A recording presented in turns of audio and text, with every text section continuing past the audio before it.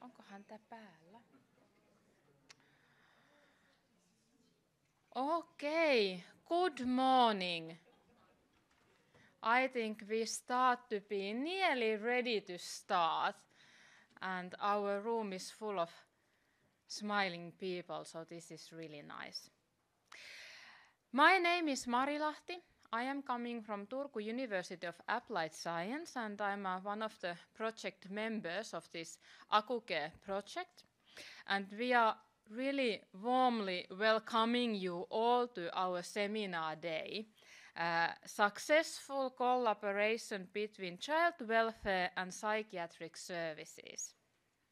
Our project is 2 years, and this is the last seminar what we are holding, so our 2 years has gone, and I think our funder would like that we mention it. So we have been funded by Central Baltic, by European Union. So you can see all the logos here in front, and also all our partners, University of Tartu and Tartu Tervishoiu, how to say, Tartu Healthcare College, yeah. But how to say that in Estonian, I cannot say.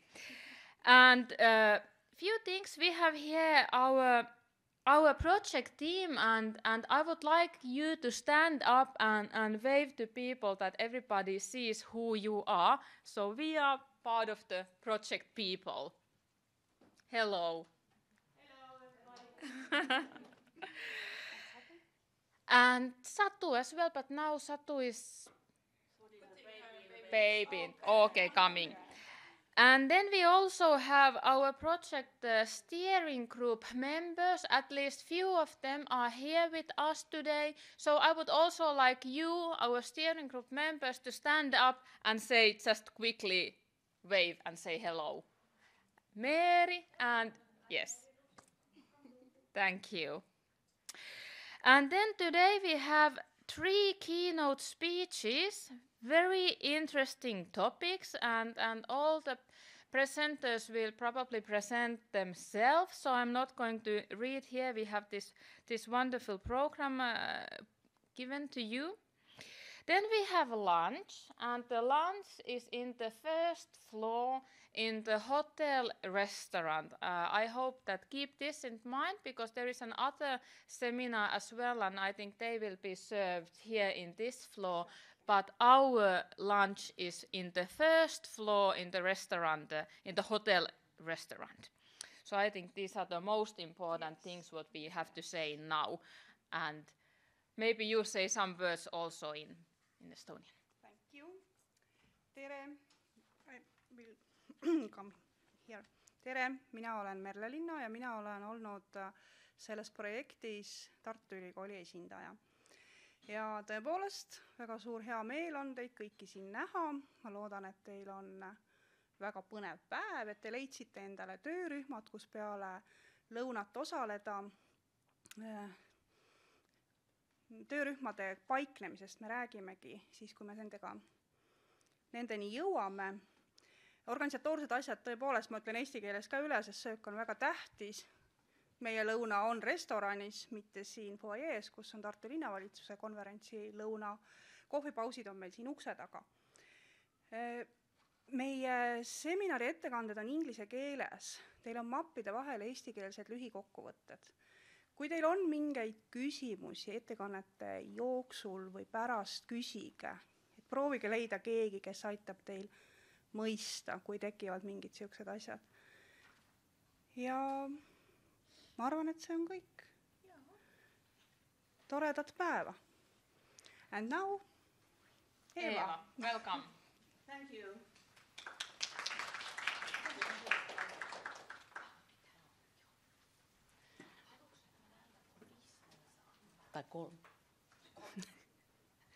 Okay, hello everybody. My name is Eva Timonen-Kallio and I'm working as a principal teacher and as a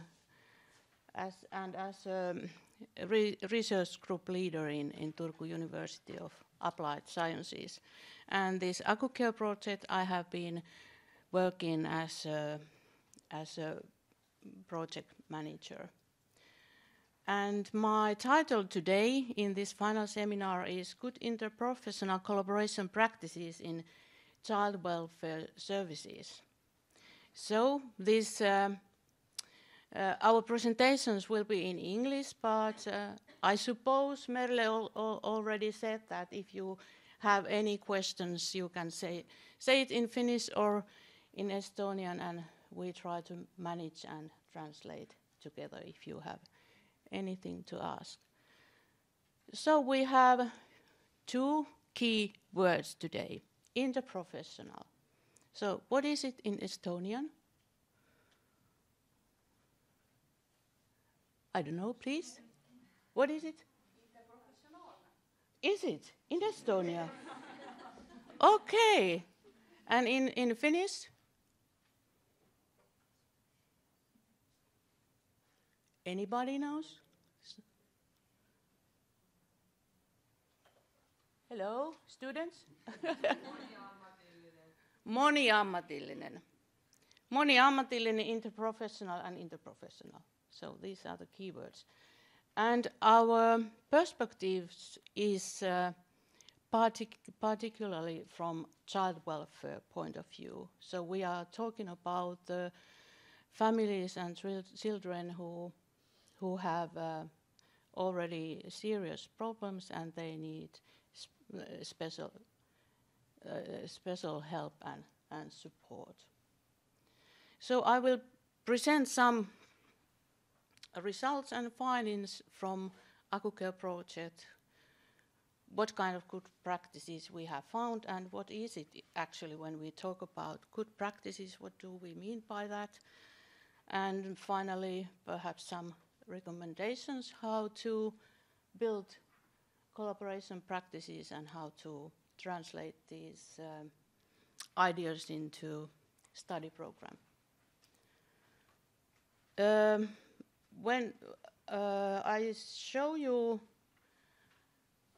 some background for the ACUCARE project, so this comes from Finland, but we have discussed in our partnership that these issues are also very current in Estonia. So we have in Finland we have a kind of structure and program how we will tackle these different difficulties with families. So we have a project called LAPE, which is Finnish government key project for 3 years, and it's nowadays it's working. So LAPE focuses on the reform needs in child and family services. That is exactly what we are doing in ACUCARE. So the objective is to transform the services into an integrated system that will respond to the needs of children and families better than today. Basic services will be strengthened and the focus will be shifted towards preventive work and early support of care services. So that's it what we are both doing in both countries. The best interest of the child and support for parenthood are primary issues in the reform. These changes will help to support children's, young people and families' own resources and reduce inequalities.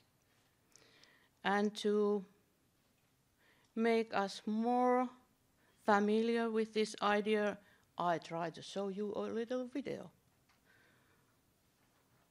If I manage, is there voices? Yes. The program to address reform in child and family Noni? services, LAPE, improves the well-being of all children and young people living in Finland. Program to address reform in child and family services, LAPE, improves the well-being of all children and young people living in Finland. We combine services for children, young people and families to make it easier to access the right type of support at the right time. As a result, children and young people will be in a more equal position, even when their backgrounds and families differ. Activities will be based on children's rights and the best interest of the child. Within the provision of services, the unique situations and the diversity of families will be taken into consideration better than currently. Help will be offered at an early stage and problems will be tackled immediately. At present, the services for children and families are fragmented between different service providers, and information may not be passed along. Families who need help may find it difficult to know where to access it. In the future, services will be closer and help will be better available. Services for children, young people and families will form an entity in which experts from different sectors work together. Those who need help will encounter a professional who ensures that the child or family receives comprehensive help that corresponds with their needs. Providing support for parenthood and mutual interaction will strengthen the family's own resources, which will help them get through various life situations. During 2017 and 2018, we will develop services for children and families in altogether 19 regional development projects, which simultaneously take into account the health and social services reform. Children, young people and families, as well as organisations and parishes, also take part in the development work. We build bridges between the services that counties and municipalities are responsible for on the terms of children and families. The Family Centre model brings low threshold services and open meeting places close to the children and families. Schools and educational institutions support the learning and welfare of pupils and students better than previously. Specialised services will be better coordinated and integrated into the daily lives of children and families. The operating culture in counties and municipalities will be reformed to be more child-friendly. The impact that decisions have on children will be assessed better in advance than what they currently are.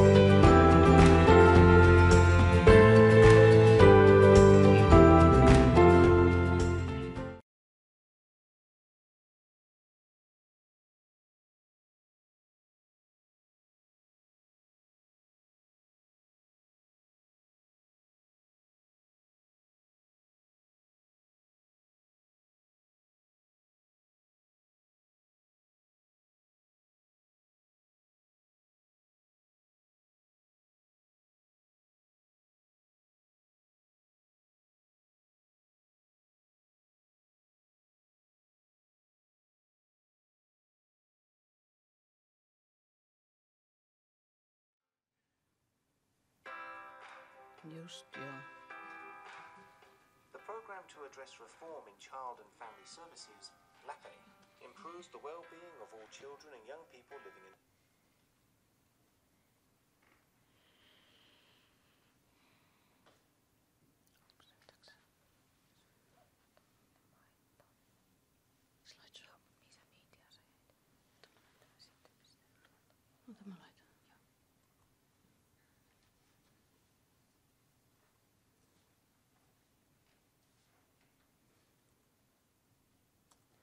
So this was the big picture. Where are we? Where we are acting in child and family services, and this is what we are gaining, where we are going, the direction, what we are wanting to do to help better children and the families. But the situation actually is that we still have the different systems and we have different professionals working in this field. So we have healthcare with their own systems and own language perhaps even, and then we have child protection and own frame for the work and so on. So families can be clients of different services which perhaps do not know of each other, and even they know there is lack of communication, activities are overlapping, contradictory, not coordinated, and professional secrecy, lack of resources and workload. This is the real situation where we are. So in this very here is the place for interprofessional collaboration. So we have, of course, we have two professions, nurses, and then we have social educators, social workers, and they have their own profession and own regulations and laws and so on. But if we work together, we really need to find new good practices here on the borders. And we have found some in ACUCARE. So interprofessional collaboration means that there are problems, there are mutual clients which have those kind of needs which can't be handled by one profession. And interprofessional collaboration means that know-how, expertise of different groups of professionals will be coordinated into a coherent package. Coordinated. This is what is needed, coordination. Interprofessional collaboration postulates respecting the contribution of other profession.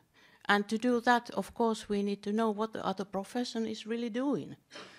What is the expertise and what is the competencies. Interprofessional collaboration requires regular communication, forum to discuss distribution of tasks. We have noticed that if professionals meet only with a case where the client is there in the discussions, it's very difficult to find the new way to do the work, actually develop it. So there needs to be regular communication and forums to discuss about mutual clients or how we distribute the task. And this all is to do that is to improve services and promoting change. And this collaboration, actually, it's rather a process than a prescription. You need to do that like that, and we have these rules. It's more a process where people meet and discuss and share the difficulties and so on. So aim is to create variety of service concepts. And this is also very challenging to find new ways with this family, with this client, and use perhaps more imagination and take all the possibilities there in the table. Okay, and in this interprofessional work, it's to make it not just discussion and giving ideas how we should do that.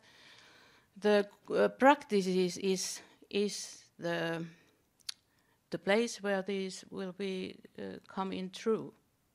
And National Institute for Health and Welfare in Finland has made this kind of list for the what is the good practice actually? How it will be constituted? What different elements there are? So it needs to be functional. It needs to work actually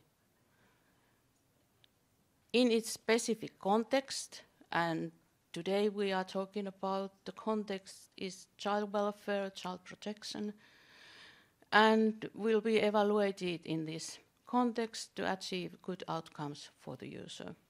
It needs to be ethically acceptable, and it needs to be based on versatile knowledge on the effectiveness of the practice. Versatile knowledge, practical knowledge, scientific knowledge, clientele knowledge, what the people think about it, and so on. And it will need to be described concisely, very tight, good way, structured way, so that the reader is able to assess its practical effectiveness and reader is able to implement it the right way. I show very shortly this circle and how it has helped us when we in ACUCARE have been collecting the best practices. So there are certain phases how to do this. It's a process of which include different phases.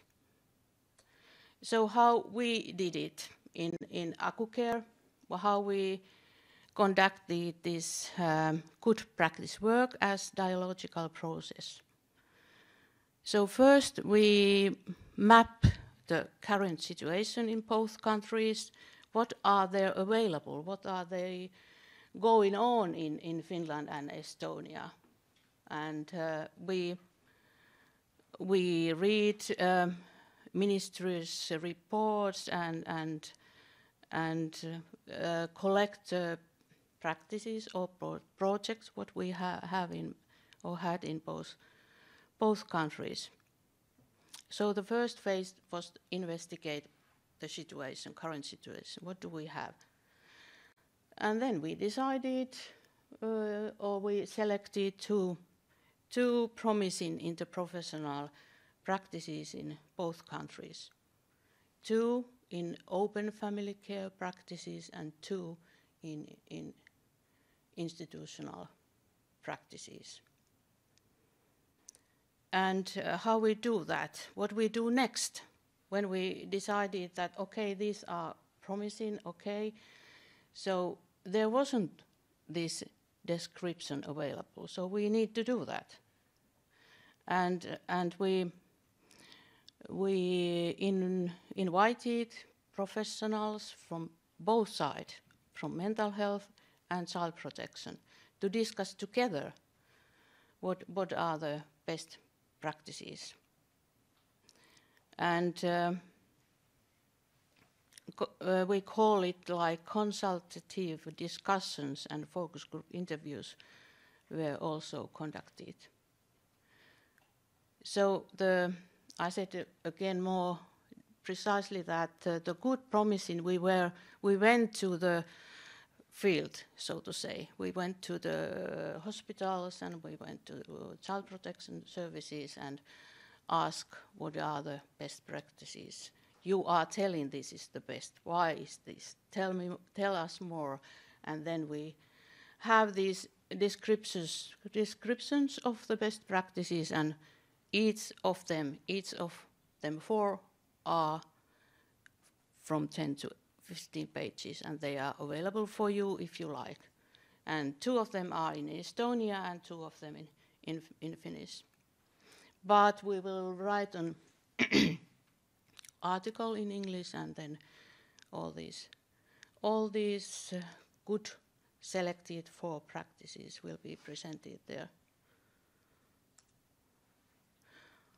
Okay, and here is the list of the good practices we found in ACUCARE. So family work in open family welfare services together with youth psychiatric services. So these all are, of course, interprofessional good practices. So Satu will tell more about this first family work good practices after me. Then we have this first visit, good practice as multi-agency networking model in youth psychiatric inpatient care. how child protection and psychiatric hospital work together. Then from Estonia is this outreach team in children's home or in child's home or other place. He is living, and then fourth is mobile team from Estonia, where interprofessional team helps teachers in the school with challenging students. So why we did these descriptions? We've done this to find acceptable practices which are ethically relevant, as told before, and good for clients, are based on professional and researched knowledge, and it can be evaluated. And evaluated, so outcomes are well described, so we know what are the outcomes when it has been successful. Descriptions promote other colleagues and partner professionals to apply these good practices in their own work. This is why they need 10 or 15 pages to be detailed. So we work together with practitioners, and there were 48 practitioners where we have this consultative discussions and focus group discussions or interviews. So we have really investigated this situation, what is the good practices, and this knowledge will be transferred into study courses, so which you can read more on the brochure, non-institutional family work and residential childcare. So now we know what is relevant teaching and what is relevant learning in interprofessional issues.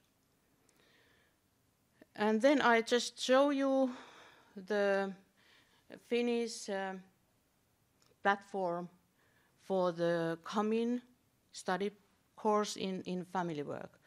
So Estonian have the other one, the residential childcare. And we will finish that in these study courses in this November, so we have still 1 month to go and finish and complete our real program, project or products, which are these two study courses, and this will be available in the future for our students.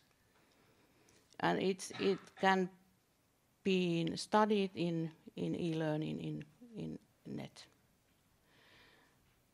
So this is challenge for us all to develop further practices that promote interprofessional collaboration. Thank you and good luck in your work.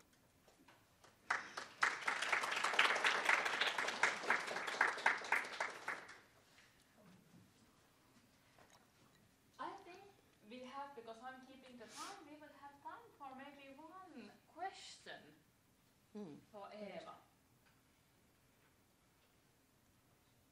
Now it's your time. Or comment, it doesn't have to be a question. In Estonia, in Finnish or in English? Yeah.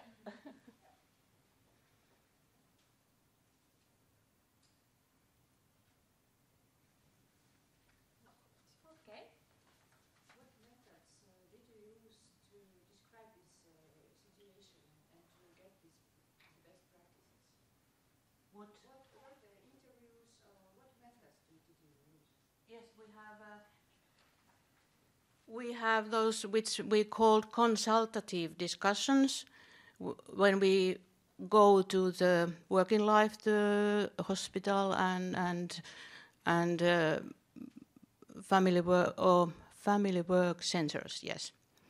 And then we have focus groups interviews where both countries, there were 4 groups, 2 of them was mixed groups. So there was practitioners from mental health and child protection, and they all were record taped and then transcribed and as research method. So 2 ways: consultative discussions and focus group research. And these results will be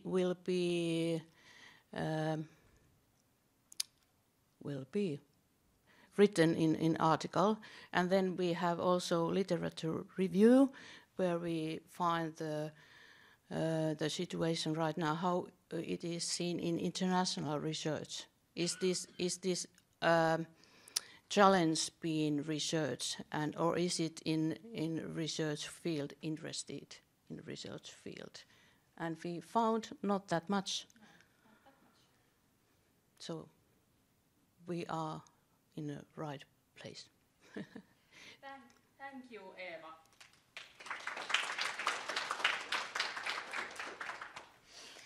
And then I would like to ask Merle Purre to have her presentation, and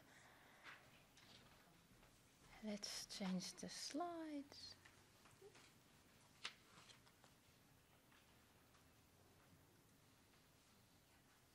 Okay.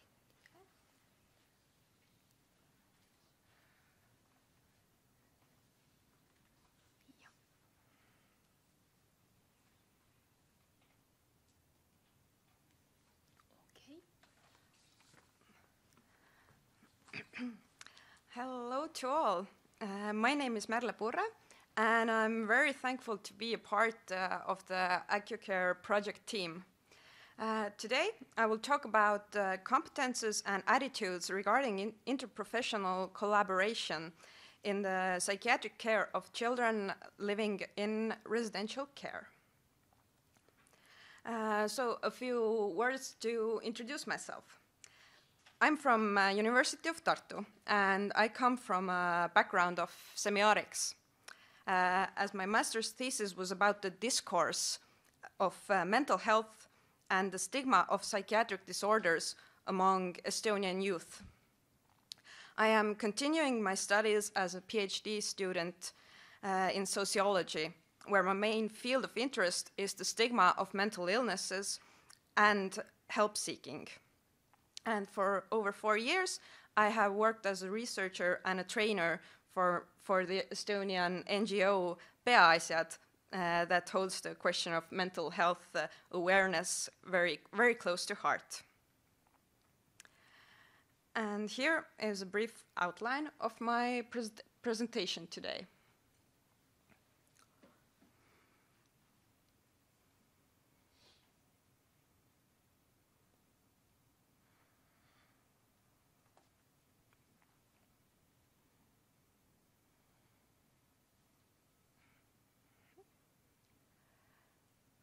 So, going forward, literature concerning children living in residential care setting shows that they are at a high risk for experiencing emotional and behavioral problems.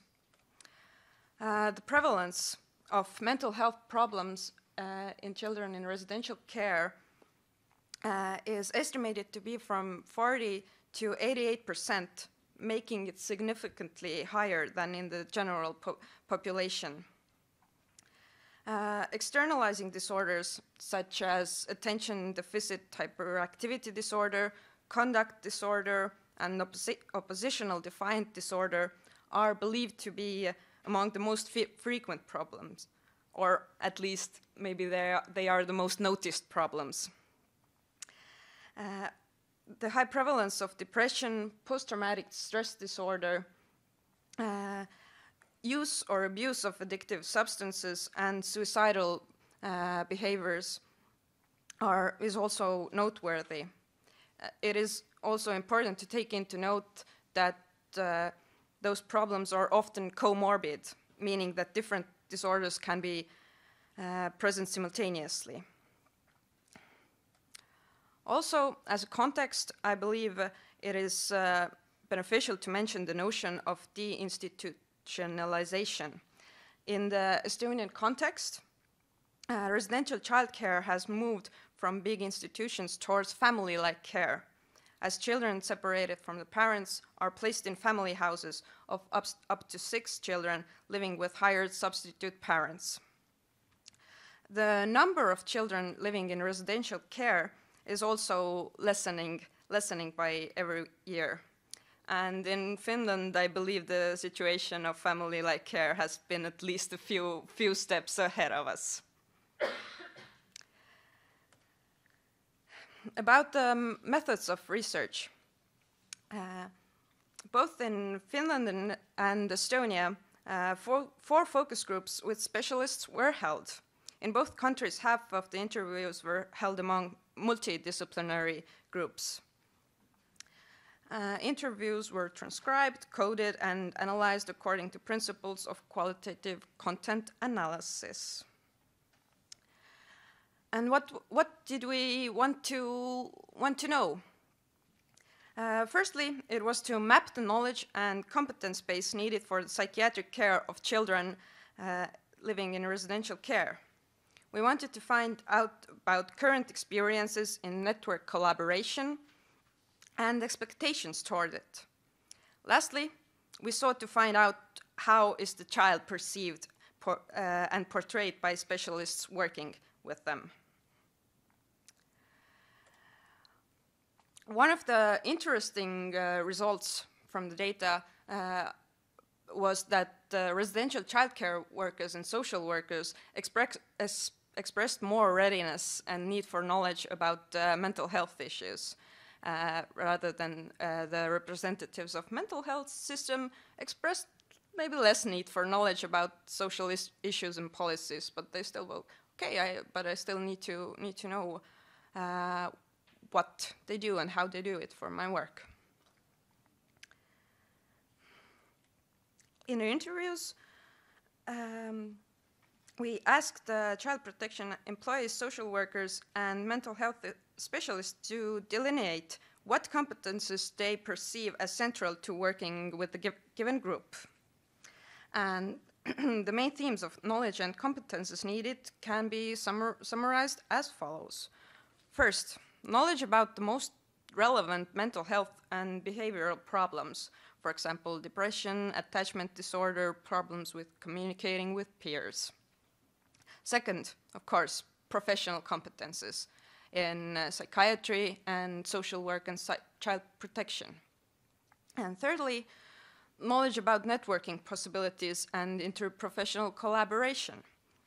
Also, for example, the questions of who to turn to for help, what do doctors know about social work options, etc.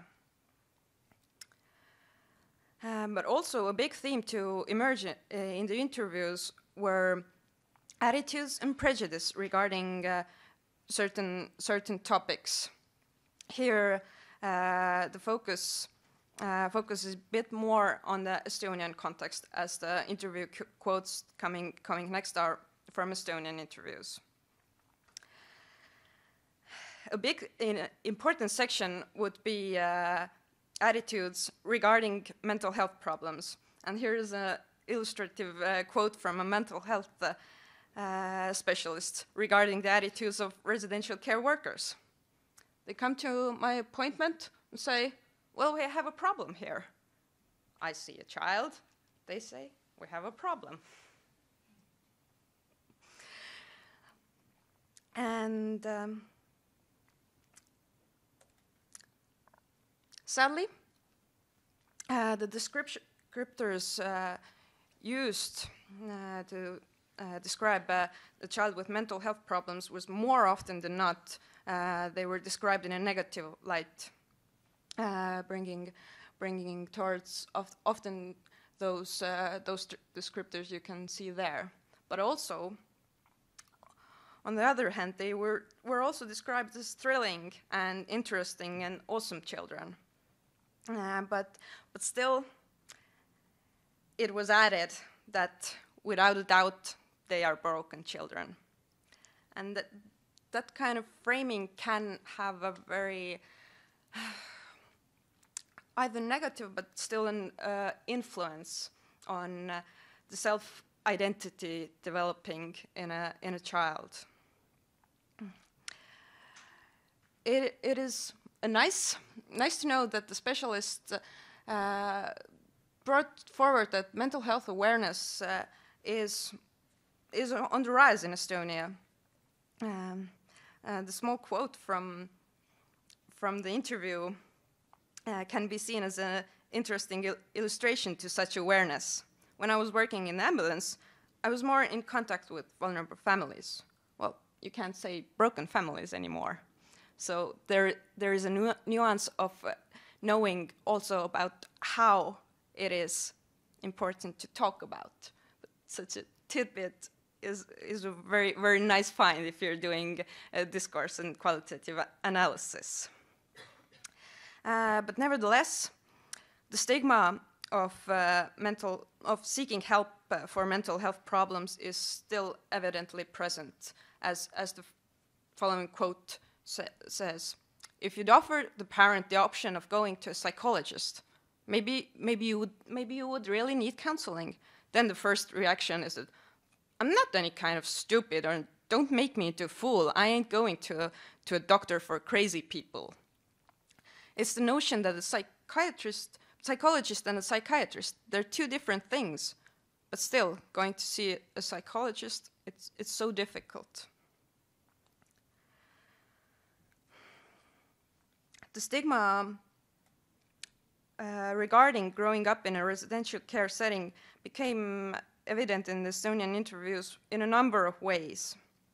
The residential care workers described several situations where prejudice toward children had appeared. The attitude was like an orphanage, old iron beds and 20 kids in a room thinking something like that. And in Estonian, the notion of reformpõhjaga voodid showing very, very much the Soviet legacy in our minds.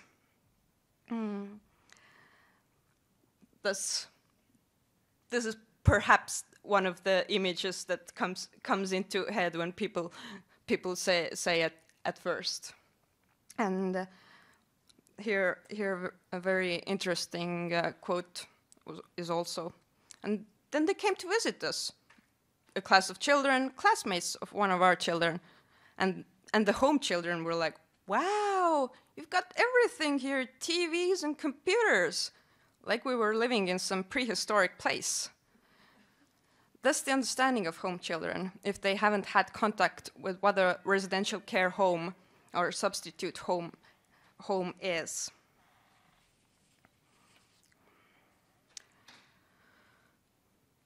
Workers also described stigmatizing experiences in children's preschool education settings as the attitudes changed toward the child who was placed on residential care. Funny, as if he changed in a moment.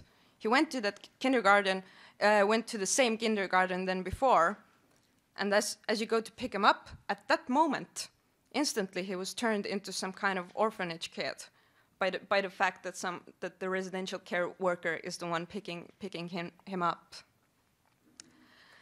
And also, an aspect of discrimination appears in the next passage, where it's easier to reject our children. You won't go telling to a parent that, "Hey, don't bring your child here anymore." But to us, as an institution, it's easier to say that we decline and please find them another place. And these decisions do happen.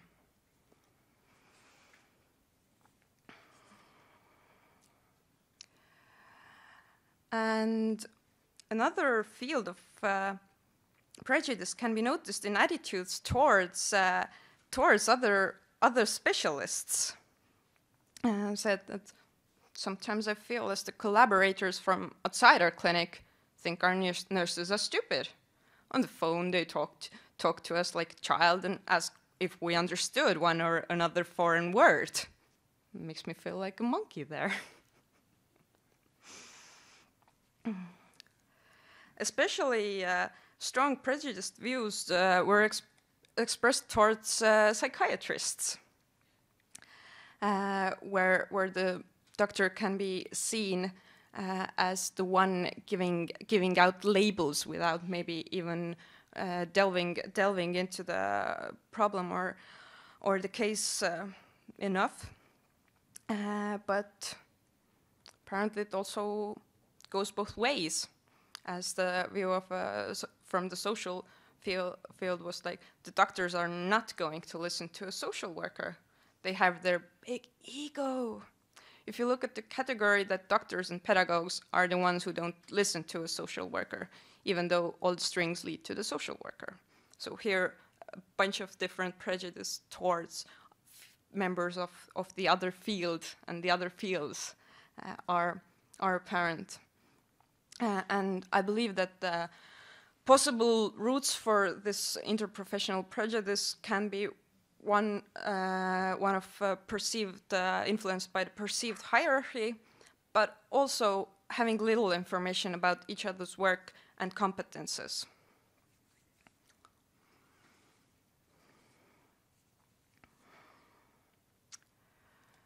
To conclude the results, I shall say a few words about what the interviewed specialists brought to the table regarding the successes and barriers regarding interprofessional collaboration. They feel that the biggest bottleneck in the current state is the lack of clear collaboration principles and agreements. For example, there is the unclarity about who is obligated to react first, how to proceed if a part of the network doesn't pick up the phone, etc.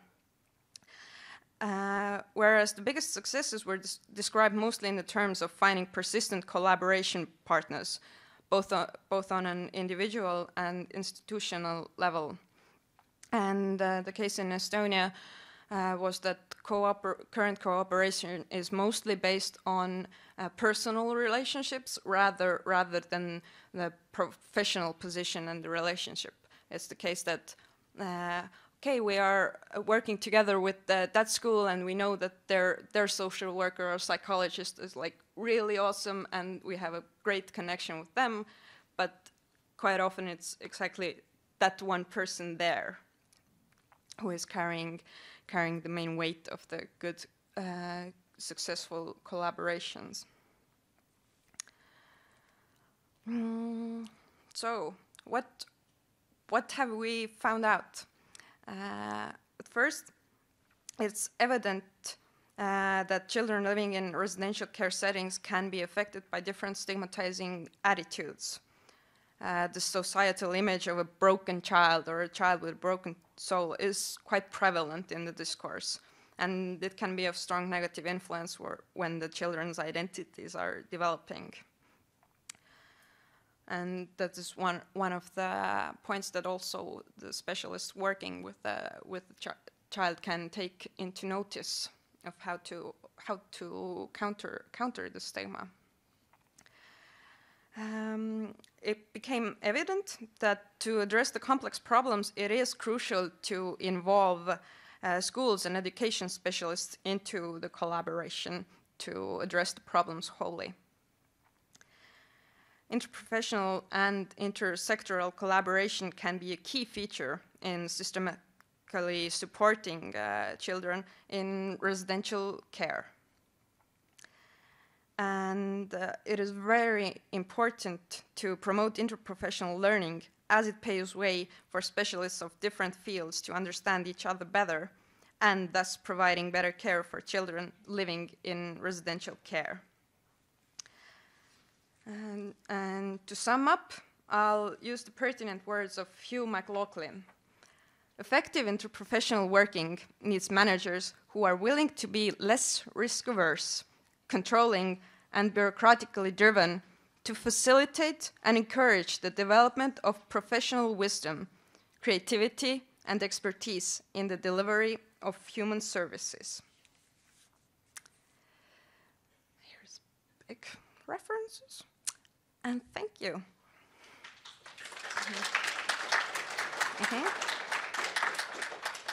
And as one of the project outcomes, we are working on a publication on this topic. So hopefully soon there will be a chance to read further about it. Thank you, Merle, for wonderful presentation. I think we also have 1 minute, so if you is now a very good opportunity to ask. This has been so interesting presentation. Even if we know quite a lot about it. Exactly, exactly. Very good, very interesting. If no questions right now, we will have plenty of time to discuss over lunch.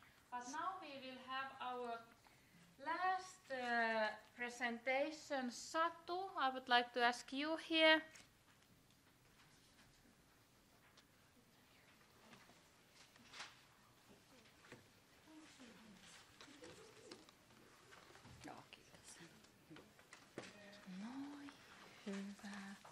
Yes. Okay. Thank you from my side, Mari.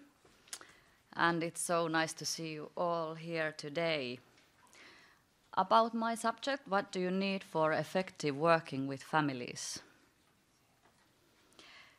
This is something, first of all, how many of you are working with families in nowadays? One, some, yeah, some of you, yes. And how many of you working in open care family? One, okay, yeah. So it's something that I'm working in a private company named Merikratos in Finland, and I'm a family therapist. And my work is mostly with open care family work in social and healthcare field, in child protection, and I also work as an educator and a consultant. Merikratos itself provides interprofessional well-being services for families, childcare services for organizations, and developmental services for demanding management. We also have 3 family homes for children in custody. We have interprofessional teams, meaning professionals from different fields and professions working together with the family. The team includes social workers, social counselors, psychologists, neuropsychiatric coaches, psychiatric nurses, family therapists, and other psychotherapists. But today I will speak about the family rehabilitation in open care family work and what could be the key ideas for an effective way of working. Is the family rehabilitation work a familiar word or concept? Perhaps. Okay. It's something we have nowadays changed in Finland the name, but we still know it as a family rehabilitation in open family care. But now it can be more, in the law it says that it can be like more deep work, or it can be more like, how to say, prevential work. But in this, I will speak about rehabilitation as it's in, not in institution, but in open care. There is some different approaches in our field or in our work that we can see the family situation. There is some different approaches. First of all, narrative point of view. It's like a family history. Okay, thank you. It is about what is the family member story and backgrounds, family history, over-generational effects, and how it helps to understand the family system functioning. Second, there is the neurological and psychiatric diagnosis. Do family members have any, and how does it affect on family members' behavior, daily life, or working models? Third, there is the effect of the living environment. What is the atmosphere at home? What is the role of a touch, interaction, and how are the children being seen? Does the parent support the development of the children? Do they support it in the bad way or in a good way? Fourth point is what kind of early interaction and attachment relationship the parents have themselves. What are the parents' own childhood experiences? How the attachment relationship is between a child and the parents? How does this affect on their inner working models? Fifth, there is a parent's relationship and their mental health issues. These are also really important points to consider and speak about through the work. 6, there is a resource-based perspective, which is also essential. What are the strengths of the parents and the children? What sort of resources does the family members have? What function well in the family? One perspective is to focus on the trauma and to consider possible traumatic experiences among the family members and how they affect the present. Can some symptoms of the clients ascribe from the post-traumatic stress disorder or perhaps dissociation? Really often our clients has traumatic experiences and not treated in any way. And that's something also that can conclude to a false diagnosis, and it can be then treated also wrong way. But that's something really needs to be focused and seen and thought and trying to treat also. So about the rehabilitation work in open care, our model, let's say, but it can be used in many different ways. The idea is that when we can get an assignment from the municipal social worker, we start the work by having a meeting where is invited the family members, social worker, and everyone who is involved treating the family. For example, child's teacher, doctor, and so on. The family itself defines who they want to have in that meeting. We hear the story of the family members, why we are in the meeting, who is worried and why, and we ask the family members to tell their own point of view of the situation. Then we make the plan all together. What are the targets of the work? How often we will meet the family? And what are the wishes of the family members themselves? We make a working contract with the social worker and with the family, and by that everyone is committed for the plan and targets. Then we make a meeting schedules with family members and we start working. After the first meeting, we consider in our own team who could be the suitable workers for this family need. It can be that after the first meeting, it may change from what we considered first. Depends on what is the family's own will and motivation and what kind of support they actually need. The work can be seen as a process where it's starting, actual working, and closing phases. Starting phase can take from 1 month to 3 months, depends on the family situation and skills to join in this kind of work. Of course, it also depends on the municipal social workers' money. It's something that we are always in contact with, or that is something to rules our work. Most important work at the beginning is to build a trust and to get families' confidence. They may have many experiences of unreliable or unsuccessful relationships with workers or authorities before it can be the hardest work to manage to win their trust. But by time, sensitivity, transparency, and open curiosity towards their narrative helps to create confidential relationship. Our workers have an attachment-oriented work method, what means that we try to build a sense of security with our clients. We have so-called base attitude, and the base word comes from word playful, acceptance, curious, and emphatic. This is something also that we are working in children. It can be place attitude, which the L word, it's playful, love, acceptance, curious, and empathy. So the love itself, it can be a really strong word, but it's still something without we don't success. Just my opinion. But then there is this and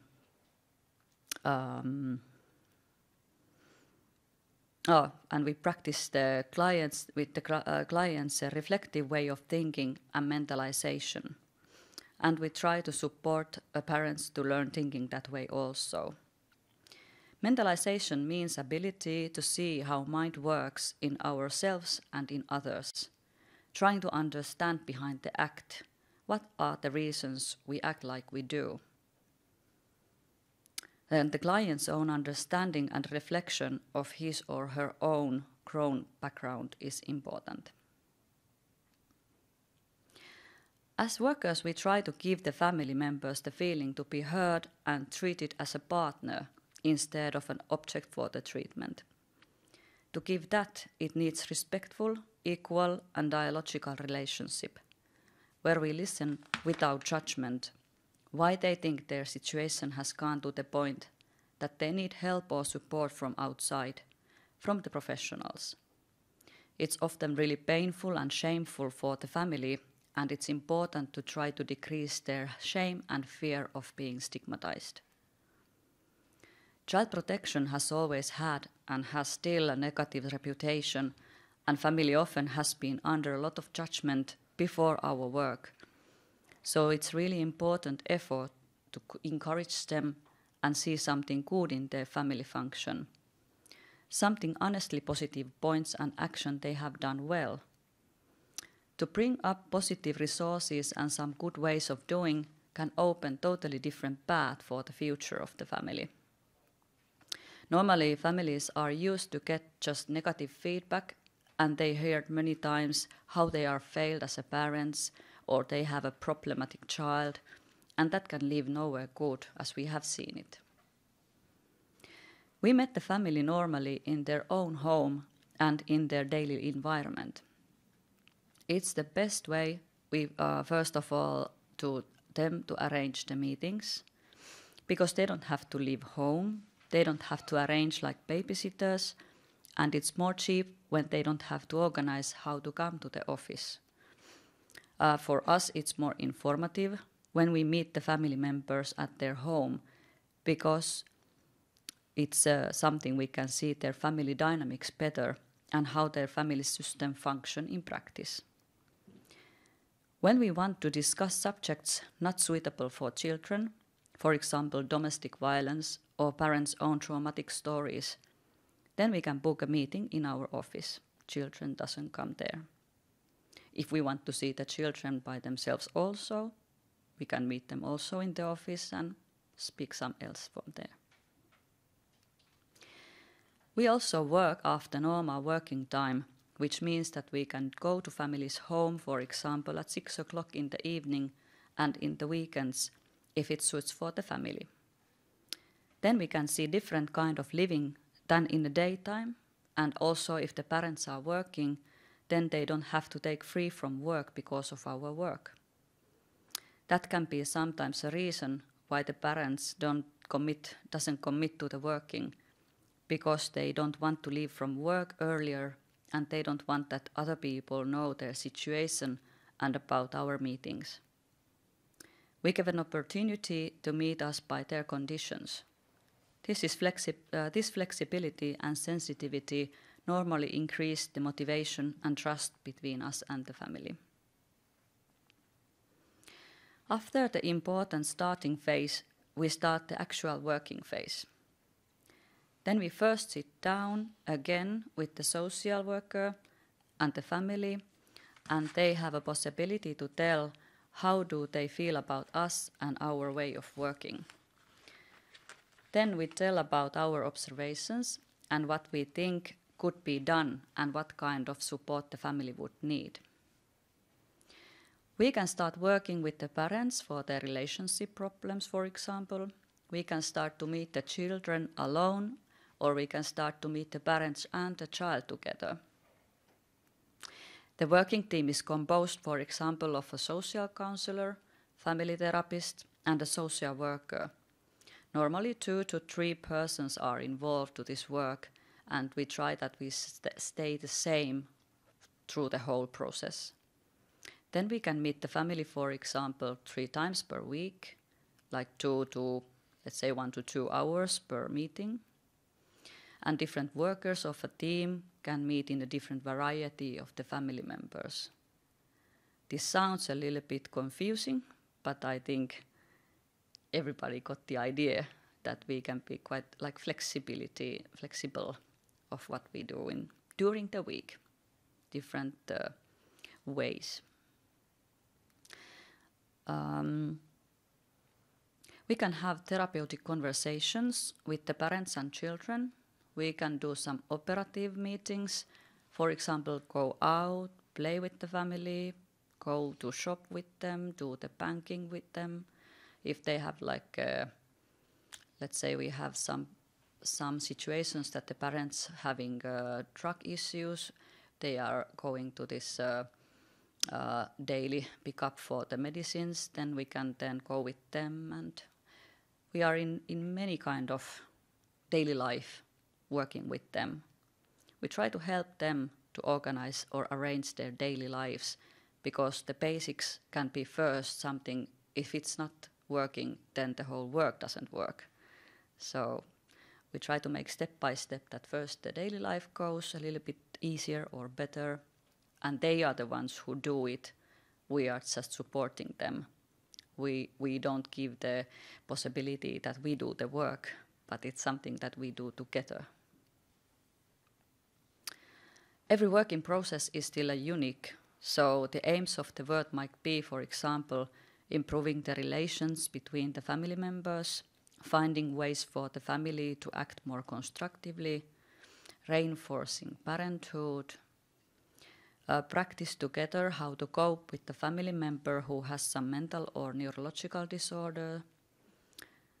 We are also having this so-called psychoneurological coaches who are working like can have quite often it's like ADHD disorders, and they can have some difference that they need in their daily life. So it's something that they coach both the child to learn new ways and the parents to cope with the child. So it's really different things that we do. Treating traumatized clients is also one aim. Myself, I am working really often with trauma and cries with the families, and that's something that can take long time, and it's something that often when we speak in the first meeting with the social worker, the aims or targets of the work, that if there starts to come the narrative of a trauma, we try to make a, let's say, new contract to understand it better, that they have, it doesn't go into 3 months, or it doesn't work, that we make the parents that they have to change in one year. It doesn't go like that. Perhaps it can take many years of treating a parent's or treating one person's traumatized history, the background what she or he is coming from.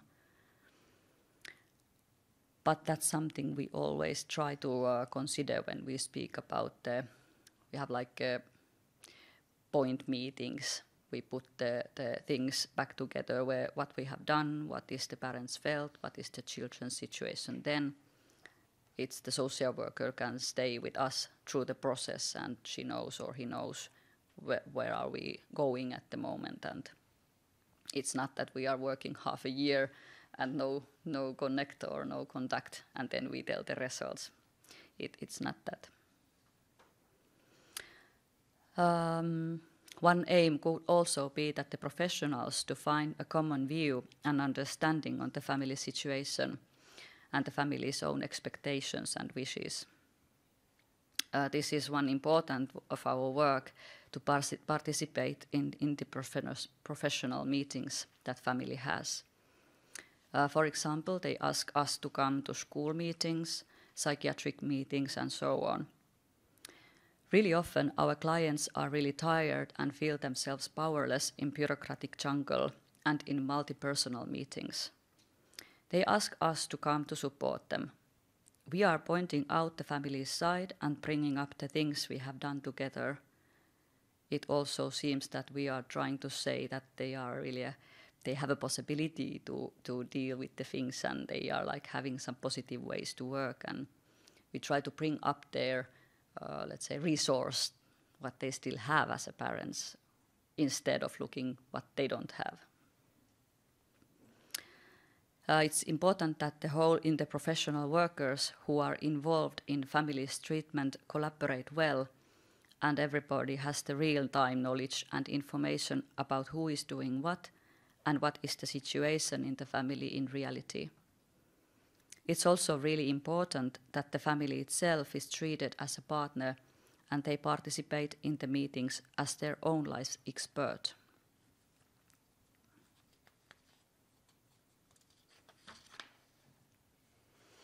Last but not the least phase is a closing phase. That means that the actual work can take, for example, 1 year, and after that we do about 1 month lasting closing phase. In long processes, the relation between the client and the worker has often evolved to a very meaningful relationship. Therefore, it's important to deal with the separation with the good care and to have enough time to say goodbyes. There was this one family, we had a really long working time or period together, and it started that we are asked to come to evaluate their family situation. The child was in foster childcare, and he had been there like 5 years, and he was in custody on about let's say from little baby, and then the situation was changed in home, and the parents' problem was really having a different points, and they were really getting further in their life, and they wanted to ask a child to come back home with them. And still in Finland it's not so common, and it's not easy at least to try to get the child back home after being in custody. But it's the law says that it's always again to evaluate when the changes come, so it's something we started to work. And they took about half a year, the whole process, and the family really committed that well. We went to see the family's home many times per week. We went to see the family's child to this foster care, and we interviewed many people, and we had many collaborational meetings. And the decision was until or after that the child has a possibility to try to come back home. And there was like 6 months period that he was still in living in the custody, but in practice he was living at home.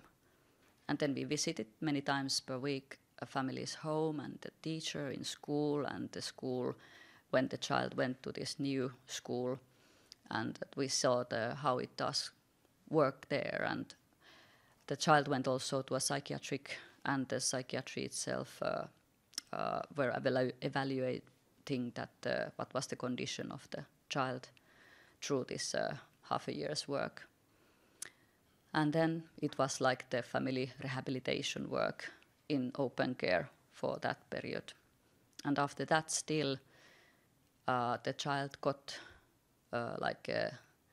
staying at home for permanent, and the family continued working with us, so-called after work. It was like therapeutical meetings, family therapeutical meetings, and it first was every week, once a week, and then it came like every second week.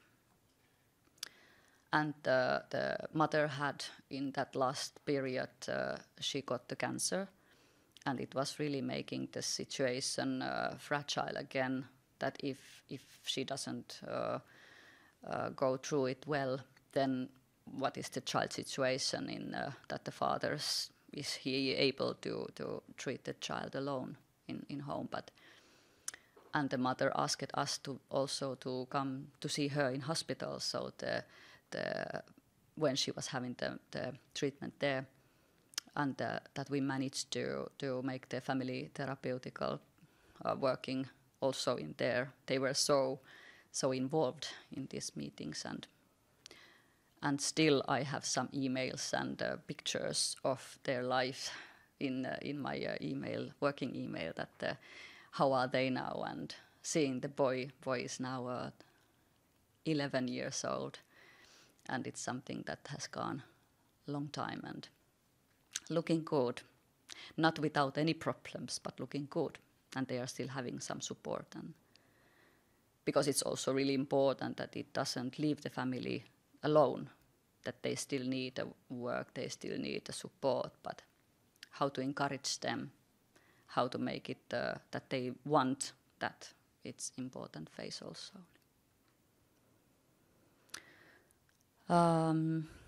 In closing phase, we can think together with the family and municipal social worker if they still need some other support or different kind of working.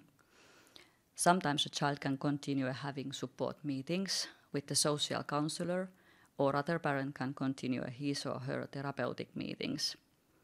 This all depends on what the municipal social worker sees that should still be done and what the family still needs. We can have the conversations with the family members where we look back from the beginning to the point of a reflect and change together. The family can tell what they have learned to do different and what they liked and what they felt was hard. We evaluate the results and changes in family system through the working. But in the final period, we arrange the interprofessional meeting with the family, their closed ones and the authority workers around to evaluate these things together. We also write a report of the work and read that together with the family so they can say their opinion about that. Sometimes it can be that they see a different point of view, and then it's important to speak about that and reflect our side of observations, so the family can understand why we see things perhaps different than they, but they still feel respected and considered. We also want to receive feedback from the family and the partners in order to improve our own working methods. But what do you think now? Do you have any questions or opinions or any other ideas if there is some points to see what is successful family work? Do you have any kind of long-term evaluation, like after 6 months or something like that? Let's say it's always what the social worker asks from us. We can try to be, let's say, we can try to adjust our work in what is the need.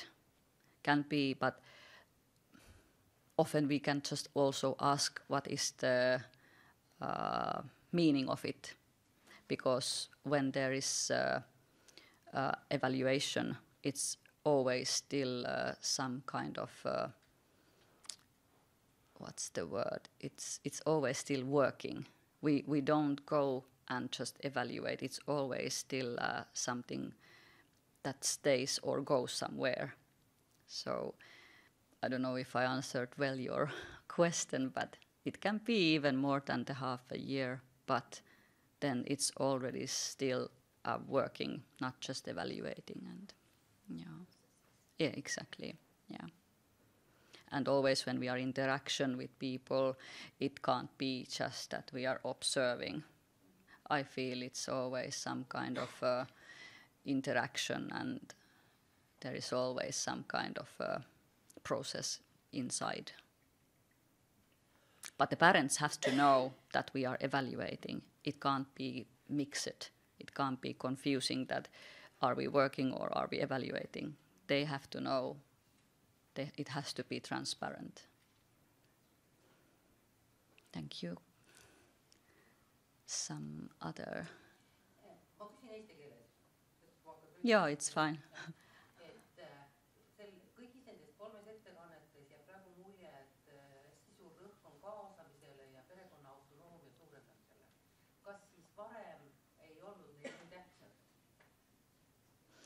And if someone can translate a little bit.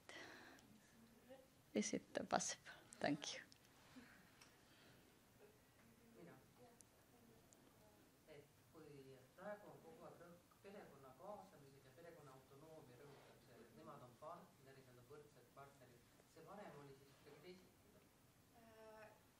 Here, as all of the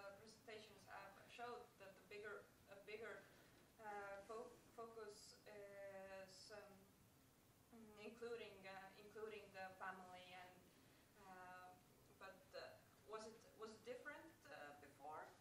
Mm. Is it something new to keep family as partner and to work for create autonomy more?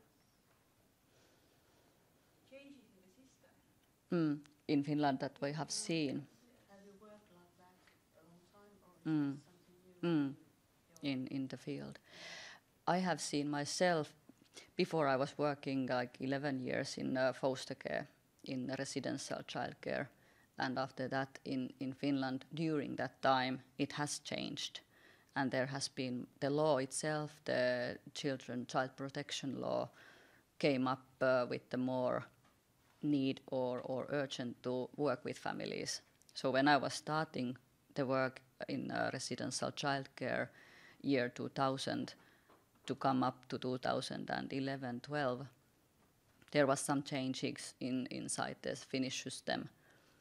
And there was this point that before, I remember when we were working in residential childcare at the beginning, when there was a saying that when the parents' car backlights went out of our sight, then there was no parents anymore. But it's something we try to change a lot. And when I went to the family therapeutic school, then inside me started that it can't be like that, because the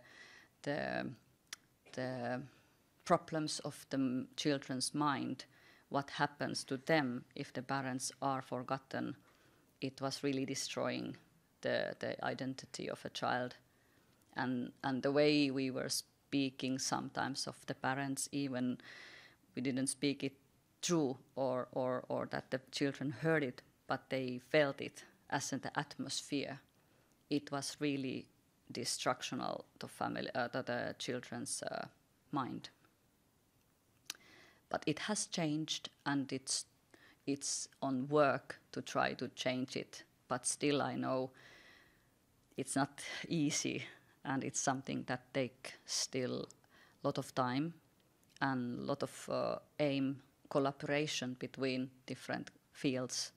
It needs that all the students today who are here do the future work the way that they understand that it's not good to separate the child without taking the parents.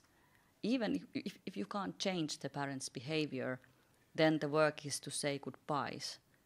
It's the separation work. It's also really important. We have, I told you the example that it worked, but we have many cases that it didn't work and the child had to be taken to a custody. But then also it's important to work to make it the most easy is a wrong word, but to make it the best way for a child to see that the children still are the child of a parent, not the child of workers or the centrum or the social welfare. Any other comments? I saw a hand. Yes. I wanted to know if support family or tukiperhe is part of family work, and how does it work? Yeah, tukiperhe. How to support family? Can it be word? Is it a familiar word if we use a support family? Yeah. We are working also with the support families. Really often it's kind of counseling of work of support family. It's kind of casework with the support families. It means that if we are having an assignment from a social worker and she or he hopes that the support family has asked some help, it can be that, for example, I go to the family every week, every 2 weeks. We speak about their situation and their feelings and what are the support family parents having. Do they have some problems? Or it's really also modified that what is the need of the support family. But did I answer at all what you asked? I wanted to know if support family is part of family work, like what you do. Is it part of it?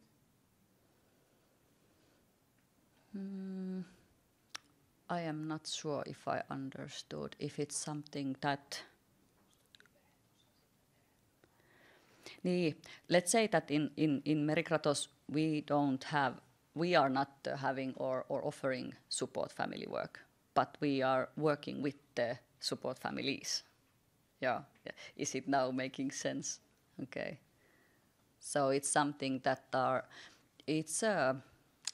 is organizations who provides support families in Finland, and it's also municipal support families.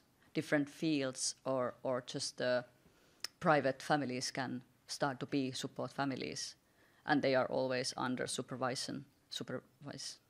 But we can still work with them if a municipal social worker asks us to work. We are always doing what the other people ask us to do, or at least we try. Yeah. Maybe final One question. question, because you work in the private sector, so maybe if you could tell how the finance side is organized. How do the family get the finances? Who pays when and how? Yeah, that's something. Yes, it can also change, but normally family doesn't pay anything. That the municipal social worker gets the money from her employee, so it's something that they have resources. It's nowadays that they have a possibility to buy different kind of services. It can be services from childcare protection. It can be services to just help the families, like lower preventical work what they need. And it's something that the social worker itself can be, that she's so, let's say, hands full of work, so she or he just needs some tools, and then she can or he can just buy the services. But it comes from authority, it comes from the government, the money is nowadays normally. But it can be also a hospital that, for example, the family therapy I'm giving, and I was giving that one family, it was bought by the psychiatric hospital, and they were paying this money to our company. But also nowadays we have this new palveluseteli. It's like a voucher that the private families can buy themselves. So nowadays it can be that they come to our company door or website or call us and ask, can I have some counseling, or can I have therapy for my family, and we have this voucher from government. It's changing now because we have really under changes.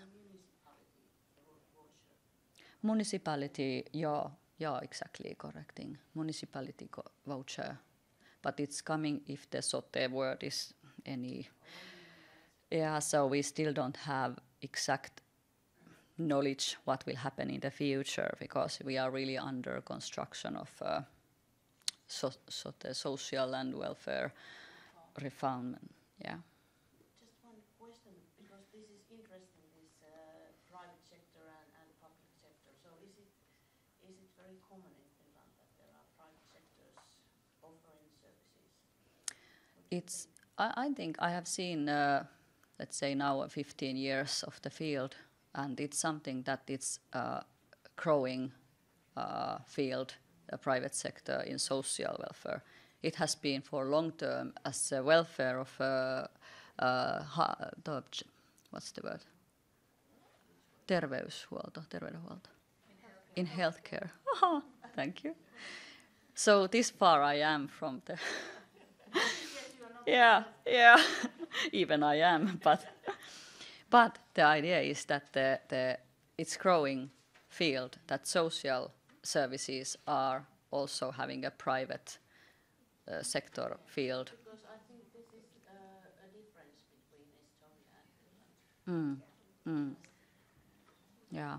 But it's something that also seeing what will happen. But this is the point that we need also to focus in social, not just the healthcare. No, thank you, Satu. Thank you. Thank you. And I would like to remind you that we have 1 hour lunch break and the lunch is served downstairs. So let's take stairs to the downstairs and in the hotel restaurant. So we will be back after 1 hour. Thank you.